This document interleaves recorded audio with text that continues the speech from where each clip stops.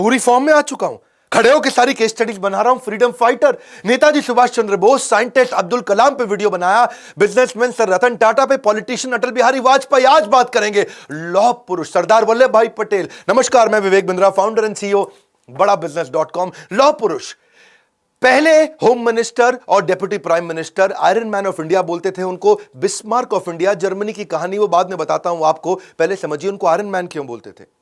छोटी उम्र में एक बार उनको फोड़ा हो गया, फोड़े में भर गई पस, वहां तक बहुत दर्द। डॉक्टर बोला कि इसमें तो थोड़ा जलता हुआ गर्म लोहा डालना पड़ेगा, फोड़ना पड़ेगा फोड़े को। बहुत मुश्किल था वो, डॉक्टर भी घबरा रहा था, माता पिता रिश्तेदार दोस्त बोले नहीं हो पाएगा, नहीं हो पाएगा। छोटी उम्र में सरदार वल्लभ भाई पटेल अपने हाथ से उस गर्म जलते हुए लोहे को लिया और उस फोड़े को फोड़ दिया। एक्चुअली टॉलरेट करने की दर्द को ना बहुत बड़ी एबिलिटी थी उनके अंदर, फियरलेस थे, डरते नहीं थे। विल पावर उनकी बचपन से दिखती थी। आपने कभी सोचा है अगर सरदार वल्लभ भाई पटेल नहीं होते तो देश कैसा होता? अगर आप कश्मीर से कन्याकुमारी या अगरतला से अहमदाबाद तक अगर आपको जाना तो कम से कम 7-8 बार वीजा लेना पड़ता। सोच रहे हो मेरी बात को? अगर नॉर्थ से साउथ की तरफ चल रहे हो, कितनी बार वीजा, कितनी बार परमिशन लेना पड़ता। ये देश नहीं होता, ये कई देशों का एक कॉन्टिनेंट होता है इंडिया। अंग्रेजों ने जहां हिंदुस्तान को टुकड़ों में बांटा था, वहीं सरदार पटेल ने उस खाई को पाटा था। 31 अक्टूबर 1875 नाडियाड गुजरात के अंदर इनका जन्म हुआ। शुरू से शुरू करते हैं। पिता जावर भाई पटेल किसान और फ्रीडम फाइटर, 1857 के फ्रीडम मूवमेंट में उन्होंने भी बड़ा योगदान दिया था। आर्थिक स्थिति शुरू में कमजोर थी, दोस्तों से किताबें मांग के पढ़ा करते थे। 10वीं क्लास उन्होंने NK high school Petlad Gujarat के अंदर 1897 में पढ़ाई पूरी करी। बाद में उन्होंने लॉ की पढ़ाई करी, सेकंड रैंक लेकर के आए और राइट टू प्रैक्टिस लेके आए। लेकिन लॉयर ऐसे बने जो कि अनडिफीटेबल, उनको हरा नहीं सकता था कोई। शुरू में तो वो गांधी को पसंद नहीं करते थे। जब गांधी गुजरात क्लब आते भी है ना, तो वो बोले कि भाई ऐसे संडास साफ करके और ब्रह्मचर्य का व्रत करके देश में आज़ादी नहीं मिलने वाली। वो लॉयर थे उस समय, बहुत उनको जबरदस्त लॉयर हुआ करते थे। लेकिन 2 साल के बाद जब चंपारण का सत्याग्रह से वो बड़े प्रभावित हुए, उसको देख के से कहते हैं फलेन परचीयते। गांधी के जब उन्होंने फल को देखा वो बड़ा प्रभावित हुए उससे। फलेन परचीयते मतलब फल परिचय कराता है कि जड़ कैसी थी। किसी पेड़ के बारे में जानना हो ना, पेड़ कैसा है, तो फले न परिचित है। उस पेड़ में अगर फल बढ़िया लग रहा है तो मतलब पेड़ ठीक है। गांधी जी से उनकी मुलाकात 2 साल के बाद हुई थी, जब वो बॉम्बे प्रेसिडेंसी पॉलिटिकल कॉन्फ्रेंस में आए थे अहमदाबाद के अंदर 1917 में। और वहां पे गांधी जी से बड़े प्रभावित हुए कि उन्होंने resolution of loyalty to the British king, एक ऐसा डॉक्यूमेंट था रेजोल्यूशन ऑफ लॉयल्टी, यानी कि हमारे को बड़ा वफादार होना पड़ेगा ब्रिटिश राजा के लिए। लॉयल्टी का रेजोल्यूशन था कि कसम खाओ सबके सब, कर्मणा मनसा वाचा, आप सबके सब समर्पित हो अंग्रेजों को। तो उन्होंने, गांधी जी ने फाड़ दिया उसको। ये बड़े प्रभावित हुए उनसे।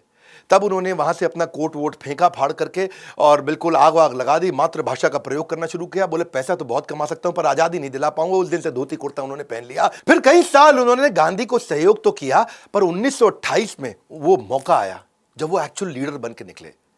हुआ क्या था कि गुजरात में जो कुछ किसान थे उनकी फसल खराब हो गई थी। बारदौली तालुका के थे किसान गुजरात में, और जो अंग्रेज थे, किसानों की फसल थी नहीं, 6 से 22% तक टैक्स बढ़ा दिया और बोला तुम टैक्स नहीं दोगे तुम्हारी जमीनें हड़प लेंगे। ये किसान पहुंचे गांधी जी के पास। गांधी जी बिजी थे, उन्होंने पहली बार सरदार पटेल को भेजा। तब तक वो सरदार नहीं थे, जब तक वो वल्लभ भाई पटेल हुआ करते थे। तो पटेल गए वहां, जाके उन्होंने पता किया कि भाई चक्कर क्या है, ये सारी की सारी जमीनें हड़प लेंगे अंग्रेज। तो पटेल ने एक आइडिया लगाया। क्या बोले कि मैं कुछ गुप्तचर बनाता हूं और ये पता लगाता हूं कि ये कौन से किसान की आज जमीन हड़पने वाले हैं अंग्रेज लोग। और इनको नियम मालूम था लॉयर होने के कारण कि या तो अंगूठा लगाएगा तब जमीन अंग्रेजों के नाम पे होगी, या साइन करेगा तब जमीन अंग्रेजों के नाम पे होगी। तो गुप्तचर से पता लगवाया कि आज कौन से किसान का घर नीलाम होने वाला है। और जैसे ही उसका पता लग जाता है कि भाई आज इस पटेल का घर नीलाम होगा, तो उसको पहले ही गायब कर देते थे। अब जब किसान गायब, अंग्रेज ढूंढे, भाई ये किसान किधर गया, ये किसान किधर गया। अंग्रेज हो गए परेशान। अब जिसका घर नीलाम करना हो वो किसान गायब हो जाए, जिसका घर नीलाम। इनके अपने गुप्तचर थे, ये पता लगा लेते थे कि आज अंग्रेज किसके घर जाएंगे। इतनी इनकी इंटेलिजेंस, सारे के सारे किसानों को एक एक करके गायब कराते थे, 2 महीने बाद वापस ले आते थे। अंग्रेज परेशान हो गए, भाई ना तो उनको मिल रहा टैक्स, ना उनको मिल रही जमीन। वो घबरा के उन्होंने माफी मांग ली। उन्होंने कहा कि भाई ठीक है 22% से वापस 6% ले आते हैं, कम से कम टैक्स तो मिलेगा। बारदौली की औरतें बहुत खुश हुई। वो बोली कि अब आज से आप केवल वल्लभ भाई पटेल नहीं, आज से आप सरदार वल्लभ भाई पटेल हैं। सरदार मतलब चीफ और a leader of a community. किससे तो बहुत हो सकते हैं सरदार पटेल के, पर वो पहले प्रधानमंत्री क्यों नहीं बने? वहां से शुरू करते हैं। ये डिफाइनिंग मोमेंट है जिससे आपको उनका कैरेक्टर पता चलता है। बात 1946 की है। अंग्रेज वर्ल्ड वॉर 2 के बाद कमजोर पड़ चुके थे। आप जानते थे ना, सुभाष चंद्र बोस जी जो करके गए, पिछला वीडियो तो आपने देखा है। अब अंग्रेजों ने डिसाइड कर लिया कि अब भारत को देने वाले हैं शासन वापस और हम चलेंगे अपने घर की तरफ। अब उसके लिए एक इंटरनल वर्किंग कमेटी कांग्रेस की बना ली गई और यह डिसाइड हुआ कि इस बार जो 1946 में अध्यक्ष चुना जाएगा वो पहले इंडिपेंडेंट कंट्री इंडिया का पहला प्राइम मिनिस्टर वही बनेगा। तो नया अध्यक्ष चुनना था। वर्किंग कमेटी में गांधी जी ने बोला चलो वोटिंग करा लेते हैं। वोटिंग कराया तो रूल यही है कि प्रांतीय कमेटी जितनी होती थी पूरे इंडिया में, जो अलग अलग रीजन से, अलग अलग स्टेट से, सब लोगों को चुनना था कि भाई वर्किंग कमेटी में आप किसको डिसाइड करोगे। तो वर्किंग कमेटी में गांधी, नेहरू, सरदार पटेल, आचार्य कृपलानी, राजेंद्र प्रसाद, खान अब्दुल गफ्फार खान, ये सब हुआ करते थे। और सारी प्रांतीय कमेटियों ने जब अपने अपने वोट दिए तो उस दिन वर्किंग कमेटी की मीटिंग जहां बैठी और वहां सब खोल के चेक किया गया तो कृपलानी हैरान हो गए और उन्होंने कहा कि एक्चुअली नेहरू के नाम पे किसी ने वोट नहीं किया पूरे देश में। 15 में से 12 लोगों ने सरदार पटेल के नाम पे किया, 2 लोगों ने कृपलानी के नाम पे किया और 15वें का पता ही नहीं चला। अब इसमें जब गांधी ने देखा कि भाई सारे के सारे सरदार पटेल को एक्चुअली वोट इसलिए करते थे क्योंकि उनकी ऑपरेशनल कैपेबिलिटी अच्छी थी, पूरे देश में उनका एक्सेप्टेंस था, सारे के सारे देश के लीडर्स उनको बड़ा मानते थे। अब वर्किंग कमेटी ने कहा कि ठीक है, प्रांतीय कमेटी ने जो किया, गांधी जी आपका क्या विचार है। गांधी जी ने वहीं पर तुरंत नेहरू से पूछा कि मैं नेहरू, तुम्हारे लिए किसी ने वोट नहीं किया, सबने सरदार पटेल के लिए वोट किया है, तुम्हारा क्या विचार है। गांधी जी ने औपचारिकता के लिए पूछ लिया तुम्हारा क्या विचार है। नेहरू ने कोई जवाब नहीं दिया। नेहरू ने मुंह नीचे कर लिया और मुंह नीचे करके चुप हो गए। गांधी जी ने बोला बोलो, उन्होंने मुंह नीचे ही रखा और जवाब नहीं दिया। गांधी जी को समझ आ गया कि नेहरू दूसरे नंबर की पोजीशन को एक्सेप्ट नहीं करना चाहते, प्रधानमंत्री वही बनना चाहते हैं। अंदर से गांधी की भी इच्छा थी कि इसको प्रधानमंत्री बनाया जाए। तो गांधी ने एक कागज निकाला और कागज पे कुछ लिखा, उसको फोल्ड करके वहीं सरदार पटेल को दे दिया। सरदार पटेल ने जैसे ही कागज खोला तो उन्होंने कागज फोल्ड करके वापस अपने जेब में रख लिया और वहीं उन्होंने बोला कि मैं अपनी दावेदारी अध्यक्ष के पद से वापस लेता हूं। सब देखने लगे सरदार पटेल को, सब समझ गए कि गांधी जी ने मना कर दिया कागज पर लिख के और उन्होंने अपनी दावेदारी तुरंत वापस भी ले ली। अब बात यह है कि सरदार पटेल उस एकलव्य की तरह थे और गांधी उस द्रोणाचार्य की तरह थे जो अपने अर्जुन नेहरू प्राइवेटली उसी को आगे बढ़ाना चाहते थे। और नेहरू क्योंकि अध्यक्ष बनना चाहते थे, बाद में जब यह डिसाइड हो गया कि यही प्राइम मिनिस्टर बनेंगे आगे चल के, तो कुछ पत्रकारों ने आकर के पूछा भी गांधी से कि जब पूरा देश चाहता था कि सरदार पटेल को ही प्रधानमंत्री बनाया जाए, उन्हीं को अध्यक्ष बनाया जाए ताकि वो प्रधानमंत्री बने, क्या आपको विश्वास नहीं था सरदार पटेल की कैपेबिलिटीज पे। गांधी बोले नहीं, विश्वास तो पूरा है, लेकिन दूसरे नंबर का पोजीशन नेहरू एक्सेप्ट नहीं करते। तो बोले कोई बात नहीं, पूरा देश तो सरदार पटेल को चाहता था। बोले सरदार पटेल तो मेरी बात मान जाते हैं ना, नेहरू मानता नहीं।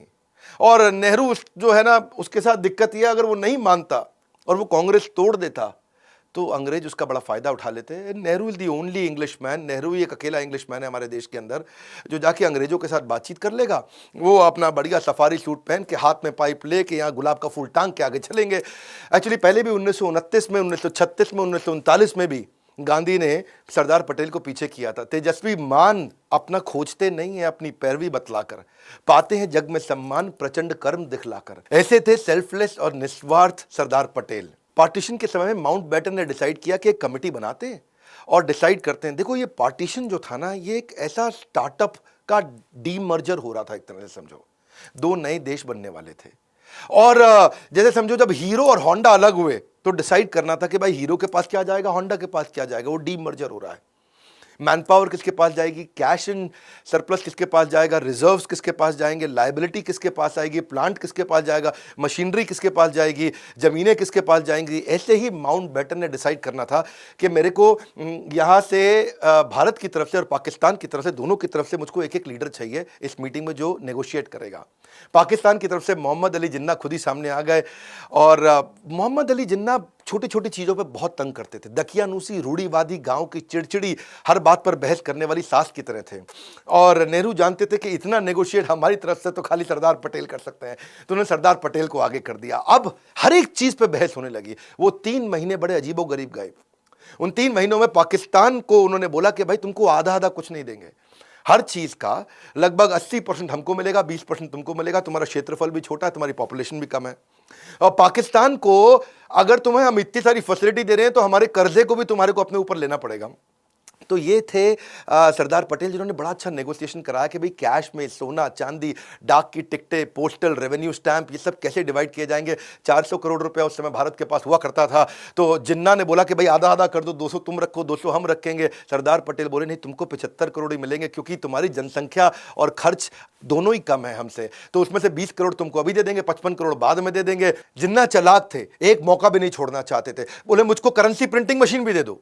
सरदार पटेल बोले अपना देश बना रहे हो, हर चीज मांगोगे क्या, भिखारी हो, अपनी प्रिंटिंग मशीन खुद ही बना लो वहां पे जाकर के, तब तक जितने नोट चाहिए हमसे ले जाना, काम चला लेना। जिन्ना बोले कोई बात नहीं, चलो आईबी दे दो, अपना इंटेलिजेंस ब्यूरो मेरे को दे दो, उसको भी आधा आधा डिवाइड करेंगे। सरदार पटेल बोले भैया ऐसा है, सुनो, देश का बंटवारा हो रहा है, राज का, हमारे सीक्रेट्स का बंटवारा नहीं हो रहा।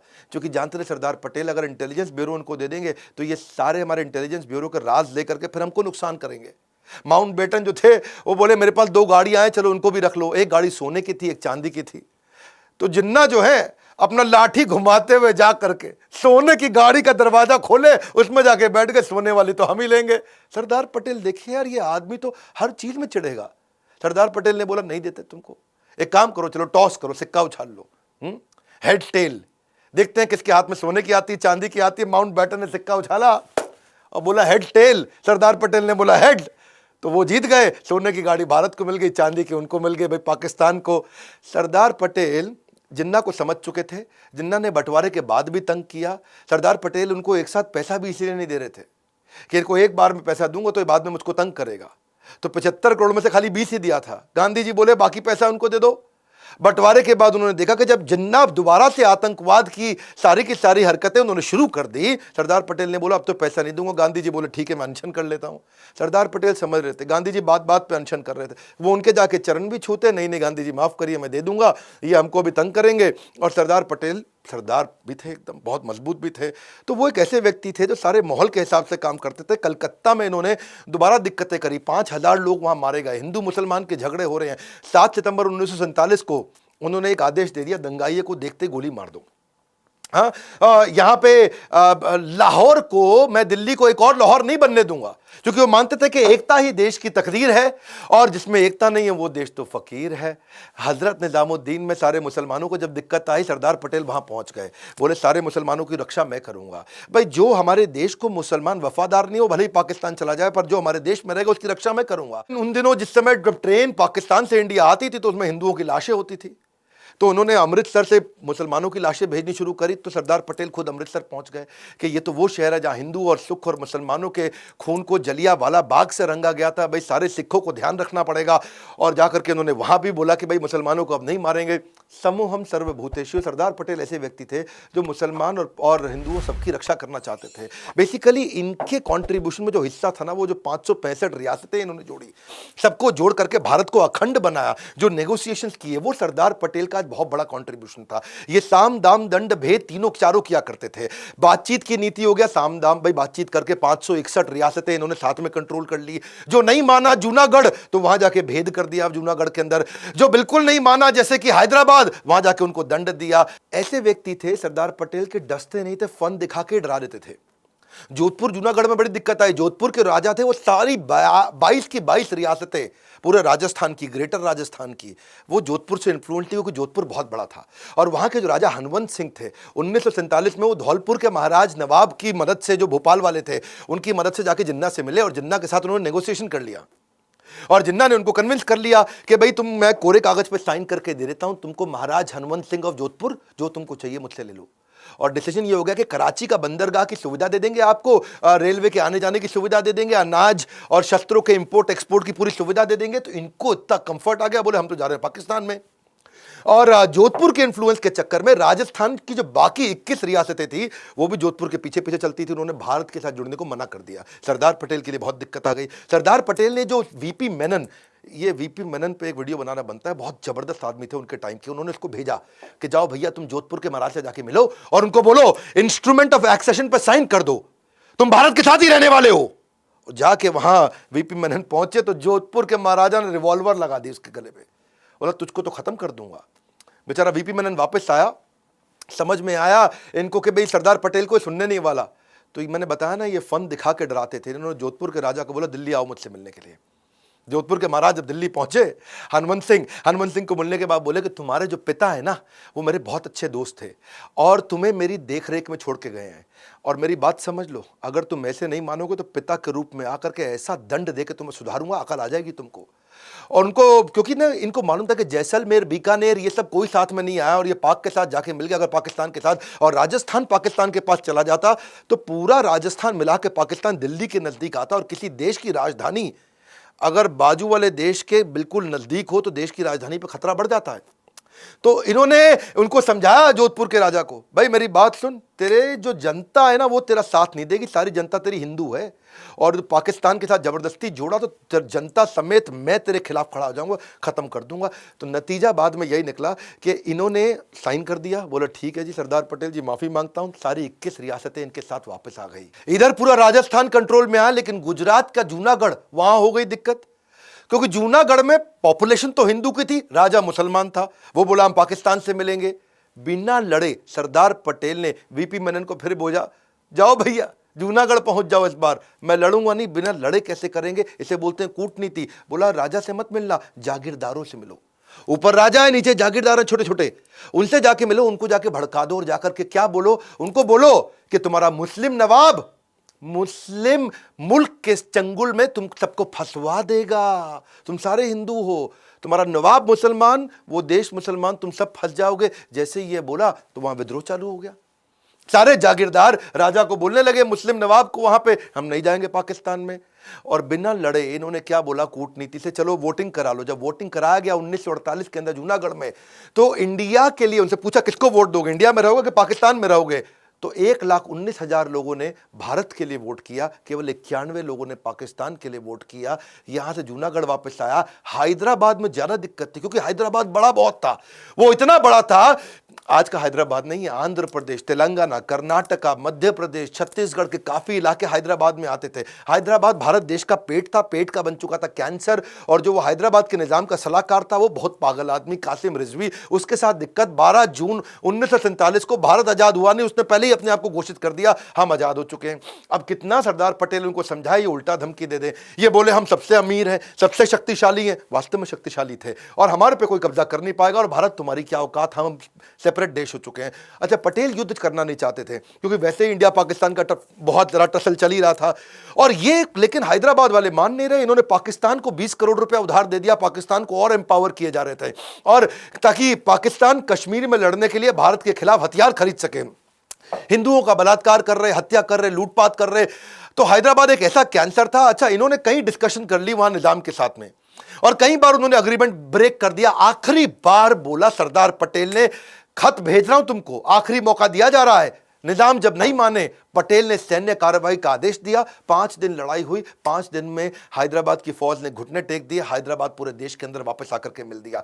इसी तरह कश्मीर में दिक्कत आ रही थी। अब कश्मीर में दिक्कत क्या थी, वहां के राजा थे हरि सिंह, वो कहते भाई हम भी नहीं मानेंगे, है जी, हम अलग देश, है जी, हमारा ही अलग देश हो गया। राजा हरि सिंह बोले यार मेरा तो प्लान ही अलग है, मैं इसको स्विट्जरलैंड बना दूंगा, कश्मीर बड़ा खूबसूरत है, इसको स्विट्जरलैंड बनाऊंगा, मेरी ज्योग्राफिकल कंडीशन बहुत अच्छी है। लेकिन हुआ क्या, अभी तो वो आके भारत में मिले नहीं थे। हुआ ये कि वहां से वो इंडिपेंडेंट रहना चाहते थे, वहां से पाकिस्तान ने क्या गलती कर दी, 22 अक्टूबर 1947 को कबालियों के माध्यम से उन्होंने जेएनके पे हमला कर दिया, और कश्मीर के जो लोकल मुस्लिम थे वो कबालियों के पाकिस्तानियों के साथ मिल गए। और जैसे ही वो पाकिस्तान के साथ मिल गए, राजा हरि सिंह बहुत दिक्कत में आ गए। अब मौका ढूंढते रहे सरदार पटेल, बिना लड़े इस बार फिर उन्होंने कहा वीपी मेनन जाओ जम्मू पहुंच जाओ। और जम्मू गए, वीपी मेनन को भेजा वहां जाकर के, और उनको बोला हम है ना आपकी सहायता करने के लिए। और वीपी मेनन आ गए, बोले ये जितने कबालिए हैं ना इन सबको ऐसे उड़ा देंगे 2 मिनट में, तुम बिल्कुल टेंशन मत लो, तुम खाली कागज साइन कर दो कि तुम भारत के साथ रहोगे। और इंस्ट्रूमेंट ऑफ एक्सेशन लेके गए कि भाई हम, तुम हमारे साथ मिलने वाले हो। और जाके राजा हरि सिंह ने तुरंत साइन कर दिया, बोला मरता क्या ना करता, मेरे को भारतीय फौज की मदद चाहिए इस समय, कबालियों से हमको बचा लो। और भारतीय फौज वहां पहुंच गई, कबालियों को उखाड़ के खत्म कर दिया। ये ऐसे व्यक्ति थे सरदार पटेल, इन्होंने पूरे भारत को एक किया, एक धागे में पूरे भारत को जोड़ दिया। आज हमारा भारत इतना बड़ा समृद्ध शक्तिशाली है। यहाँ की मैनेजमेंट ऑपरेशंस को तेज किया। अंग्रेजों के टाइम के जो आईसीएस हुआ करते थे, इंडियन सिविल सर्विस, उन्होंने इनको आईएएस बना दिया, क्योंकि इंडियन सिविल सर्विस के लोग वो book keeping, accounting, warehouse management, छोटे छोटे काम करते थे। इन्होंने आईएएस को एम्पावर किया कि वो प्रशासन में सहयोग करे, कानून को लागू करे, लॉ एंड ऑर्डर अच्छा करे, एग्जीक्यूशन की स्पीड तेज करे, पॉलिसीज बनाए, इंपोर्ट के डिसीजन ले, secretary, joint secretary, additional secretary, magistrate, वो सारे इन्होंने तैयार कर दिए। और बाद में फिर आगे चल के जो शेख अब्दुल्ला आए, उन्होंने जम्मू एंड कश्मीर के लिए अलग स्पेशल स्टेटस की डिमांड करी, उसको स्वीकार भी कर लिया। लेकिन सरदार पटेल जानते थे कि आज ये इंडिपेंडेंट स्टेटस मांग रहे हैं, आगे चल करके ये इंडिपेंडेंट कंट्री बनने की कोशिश करेंगे। हुआ भी यही।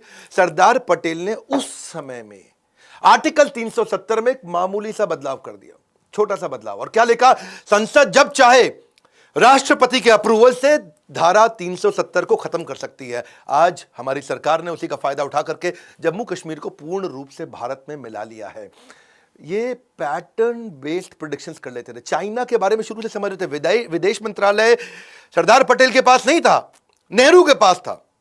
लेकिन ये फिर भी बिहेवियरल पैटर्न चाइना का ऑब्जर्व कर रहे थे कि चाइना का जो विस्तारवाद, यानी कि जो सिक्किम को, तिब्बत को, सबको एक्वायर करना चाहता है, उसके कंसिस्टेंट एफर्ट कर रहा है, सिक्किम भी मेरा हो जाए, तिब्बत भी मेरा हो जाए, ये सरदार पटेल पहचान रहे थे। पटेल ने बोला नेहरू को, ये कम्युनिस्ट पावर है, हम डेमोक्रेटिक हैं, इनसे दूर रहो, कम्युनिस्ट से दूर रहो। लेकिन नेहरू ने जाकर उनको प्रमोट कर दिया, चाइना को, यूनाइटेड नेशन सिक्योरिटी काउंसिल में, उनको परमानेंट मेंबर भी बना दिया।